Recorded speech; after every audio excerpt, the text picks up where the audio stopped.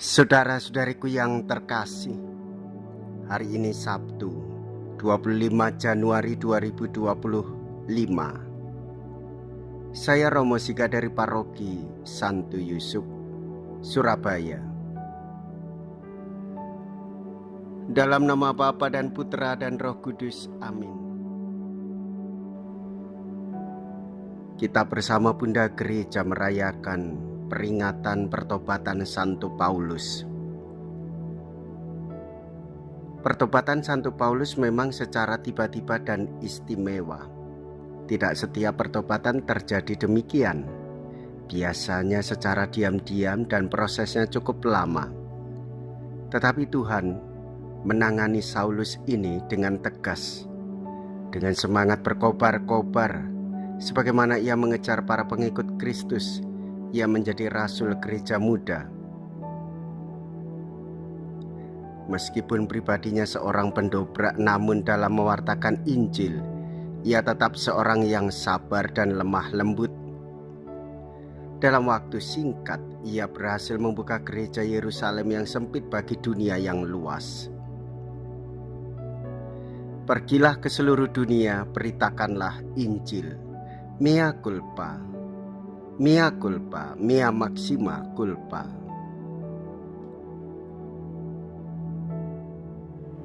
Marilah kita berdoa. Allah Bapa, cahaya dunia, Engkau telah mengucapkan sabdamu dari hati ke hati, dari bangsa kepada bangsa, dengan pewartaan Rasul Paulus.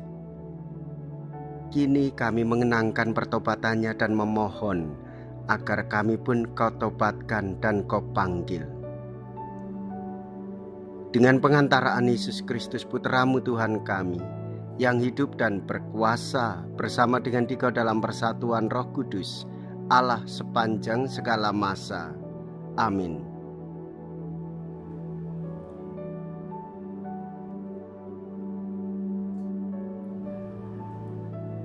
Tuhan bersamamu dan bersama rohmu. Inilah Injil suci menurut Markus. Dimuliakanlah Tuhan. Markus bab 16 ayat 15 sampai dengan ayat 18.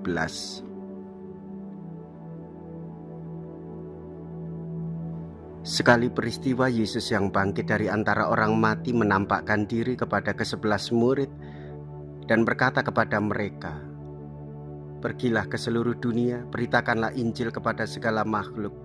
Siapa yang percaya dan dibaptis akan diselamatkan, tetapi siapa yang tidak percaya akan dihukum.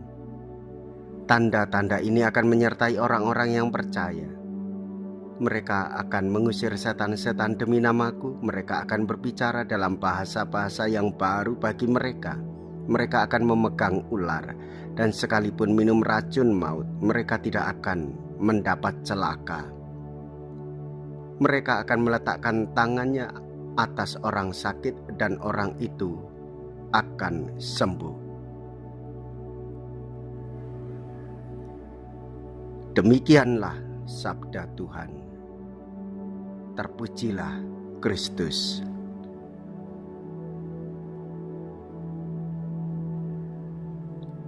Saudara-saudariku yang terkasih, kehidupan orang yang bertobat membawa kasih dan persaudaraan.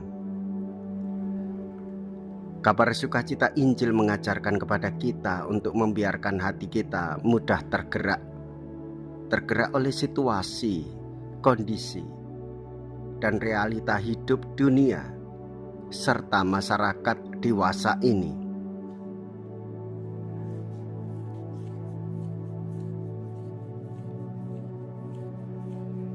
Sejak awal,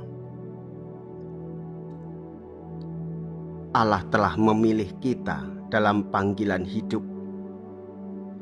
Sebagaimana kita mengikuti teladan dari Santo Paulus. Bagaimana ia dipanggil oleh Tuhan Yesus.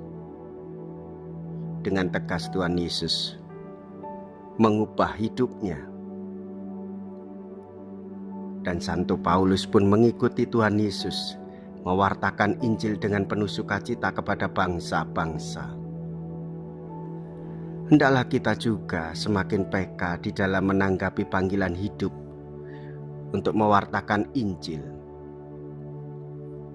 Hendaklah kita peduli dengan orang-orang di sekitar kita, berbagi makanan, minuman yang bergizi secara gratis dengan cuma-cuma. Jangan memberikan yang sisa, namun sisihkanlah apa yang kau punya untuk orang-orang yang sungguh membutuhkan. Jika perlu ketika kita melewati jalan berjumpa dengan orang sederhana, hendaknya kita mau berbagi apa yang kita miliki.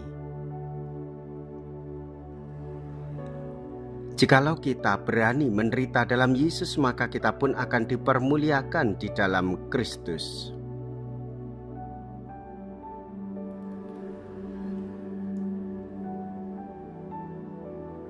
Terpujilah nama Yesus, Bunda Maria, dan Santo Yosef untuk selama-lamanya.